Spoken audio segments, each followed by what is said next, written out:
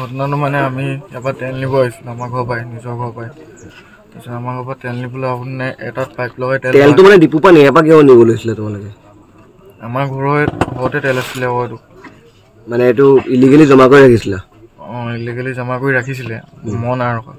খালি আমি ইয়াৰ পৰা নিছিলোঁহে মানে দুটাই মনে মনে বিকিবৰ কাৰণে তলে চুৰ কৰিব লাগিছিলে তাৰপৰা সি তাৰপিছত এটাত পাইপ লগাই ভৰালে তেল তাৰপিছত আমি দুটাই আছিলোঁ দুটাই পাইপ লগাই এটাত তেল ভৰালোঁ তাৰপিছত এটাত যোনটো তাৰ তেনেকুৱা হৈ গ'ল সেইটোত আচলতে তেলটো বেছি নাছিলে কাজিয়া গতা মাৰি দিলা নাই একো নহয় সি সোমাই গৈছিলে সি তাত সোমাই পেলাই তেল মোক এনেকৈ দি আছিলে তাৰপিছত এচুটত তাৰ চাগে অকণমান চেঞ্চলেছ টাইপ হৈ গ'ল নেকি তাত থাকিলে মানে চিচা লেখীয়া হৈ যায় কিবা খাই আছিলে নেকি খাই আছিলে তাৰপিছত তাত সি মানে এনেকৈ মানে চিঞৰি দিলে চিঞৰি আমাৰ ঘৰৰ পৰা মানুহ গৈছিলে ওলাই তাৰপিছত মানুহ ওলাই যাওঁতে মই এডোখৰত আহি পেলাই ৰখি দিলোঁ এই ৰাস্তা কিনাৰত তাৰপিছত যেতিয়া মাহঁতে চিঞৰিছিলে ক্ষণিকটো ওলোৱা নাই কেলে বুলি তাৰপিছত মই তেতিয়া গৈ পেলাই একদম দৌৰি মেলি একদম ময়ো গৈ পেলাই লগালগ সোমাই দিলোঁ তাত তাৰপিছত ময়ো তাক এনেকৈ দাঙি আনিব পৰা নাই মোৰ তাত উশাহ চোশাহ নোপোৱা হৈ গ'ল তাৰপিছত আকৌ মাথাটো দাঙি মেলি এনেকৈ চালোঁ তাৰপিছত মই একদম দৌৰি গৌতমক আনিবলৈ গ'লোঁ তাৰপিছত আমাৰ পাপাহঁতে এওঁলোকৰ মানুহজন আনি কৰিবলৈ বিচাৰিলে তাৰপিছত তেওঁ মানে ক'লে বোলে তেওঁ নকওঁ বুলি কৰিলে তাৰপিছত এই সিমান তাৰপিছত তাক মই বচাব নোৱাৰিলোঁ তাৰপিছত মই ভিতৰত সোমাই মেলি গ'লোঁ মই তাক টানি মেলি আনিব নোৱাৰিলোঁ সি তাত ফচি গ'ল মানুহটো তুমি ঠেলি মেলি দিয়া নাছিলাতো নাই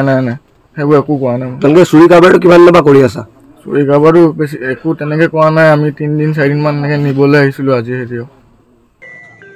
নিশা প্ৰায় আঢ়ৈটামান বজাত আৰু এটা মাত শুনিছোঁ আয়ৈ বুলি কোৱা তেনেকুৱাতে কি হ'ল কি নোহোৱাকৈ আমি ভাবিছিলোঁ ওচৰৰ ককাইদেউৱে চিঞৰিছে বুলি ভাবিছিলোঁ কিন্তু ওচৰৰ ককাইদেউ বুলি বাহিৰলৈ দুৱাৰখন খুলি আহি চাইছোঁহি মানুহ নেদেখিলোঁ তাৰপাছত তালৈ সেইফালে গ'লোঁ তাত দেখিলোঁগৈ আপোনাৰ ল'ৰাটোৱে খালক কৰি আছে লগত কৌস্তৱ দত্ত মোৰ ল'ৰাটো আছে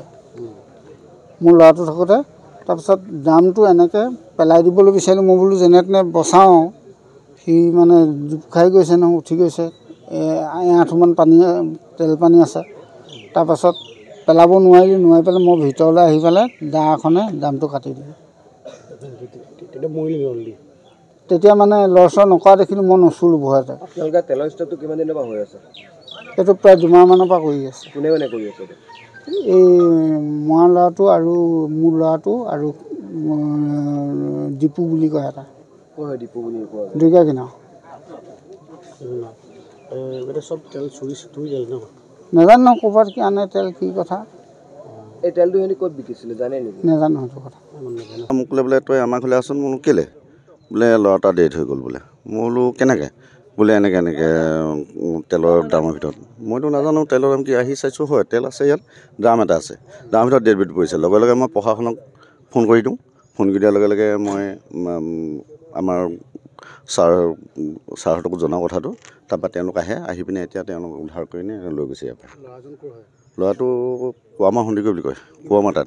তাৰ নামটো কি আছিলে খনিক বৰুৱা হয় বাপেকে জনোৱা মানে খনিক বৰুৱা আৰু তেওঁৰ পুতেকে একেলগে কাবাটো কৰিছিলে বুলি কৈছে এইখিনি সময়ত ডিজেল হ'ব লাগে আৰু চবেই দেখিছে চুৰিয়ে হ'ব চাগে নহ'লে এনেকৈ পুতৰ নামটো কৌস্তৱ দত্ত এই মনোজ দত্তৰ পুতেক হয় তেওঁ বাপেকে কৈছে যিকোনো খবৰৰ বাবে যোগাযোগ কৰক 7099017330 লগতে 7099017110 নম্বৰত